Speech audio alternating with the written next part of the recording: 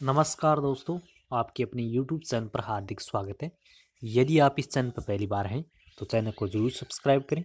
Video पसंद आए तो वीडियो को लाइक करें, क्योंकि दोस्तों इस चैनल पर शिक्षा से जुड़ी विभिन्न प्रकार के वीडियो अपलोड की जाती हैं। इसलिए चैनल ज़रूर सब्सक्राइब करें और ज़्यादा से ज़्यादा इस वीडियो को शेयर करें। इस वीडियो के अंदर हम एनटीटी एग्ज़ाम 2019 की कट ऑफ दिखाएंगे दोस्तों। यदि आप एनटीटी एग्ज़ाम 2019 में रुचि रखना चाहते हैं तो वीडियो के लास्ट तक बने रहें दोस्तों। हम दिखाएंगे अभी आपको कट ऑफ किस प्रकार रही है। सबसे पहले हम भर्ती की चर्चा कर लेते हैं, किस प्रकार कितने पद थे, क्या प्रक्रिया थी, दिखाते हैं आपको। ये देखिए दोस्तों,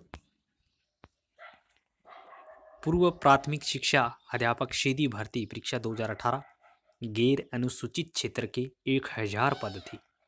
एक बार फिर बता दूं, गैर अनुसूचित क्षेत्र के 1000 पद थे। अनुसूचित क्षेत्र के हैं 310। तो टोटल पदों की बात करने दोस्तों तो ये थे 1310 पद। कुल पद है 1310।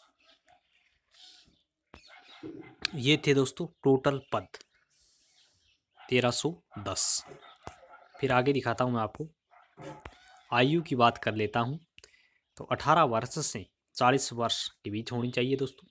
18 वर्ष से कम नहीं होनी चाहिए, 40 वर्ष से अधिक नहीं होनी चाहिए।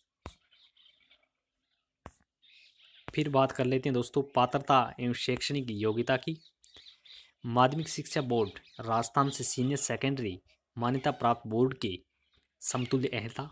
अध्यापक शिक्षा राष्ट्रीय परिषद द्वारा मान्यता प्राप्त संस्था से 2 वर्षीय एनसरी नर्सरी अध्यापक है प्रशिक्षण का प्रमाण पत्र होना चाहिए। कहने का अर्थ है एनटीटी 2 साल का प्रमाण पत्र जरूर होना चाहिए। आप देवनागरी लिपि में लिखित हिंदी का व्यवहारिक ज्ञान तथा राजस्थान संस्कृति का ज्ञान भी आवश्यक है। ये थी दोस्तों पात्रता एवं शैक्षणिक योग्यता। अब बात कर लेते हैं दोस्तों वेतनमान की कि आपको यदि आपका सिलेक्शन हो जाता है तो आपको कितना वेतन मिलेगा। वेतनमान में देखिए दोस्तों, 7वें वेतन आयोग के अनुसार पूर्व प्राथमिक शिक्षा अध्यापक का वेतनमान पे मैट्रिक्स लेवल 5 निर्धारित है। कहने का अर्थ है पे मैट्रिक्स लेवल 5 में निर्धारित है इसका। परीक्षा काल में राज्य सरकार द्वारा नियमानुसार नियत मासिक प्राश्रमिक व्यय होगा। 2 साल का प्रोबेशन पीरियड भी होगा दोस्तों, और पे मैट्रिक्स लेवल 5 में आती है ये। अब दिखाते हैं दोस्तों आपको कट ऑफ कितनी है, कितनी रहेगी हमारे द्वारा कट ऑफ कितनी रहेगी। देखिए दोस्तों, कट ऑफ की बात कर लेते हैं। जनरल की कट ऑफ की बात करें तो ये है 70%। कितने प्रतिशत है? 70%। यदि आपके 70% हैं तो आप बेफिक्र रहिए, आपका सिलेक्शन पक्का है। ओबीसी, यदि आप ओबीसी के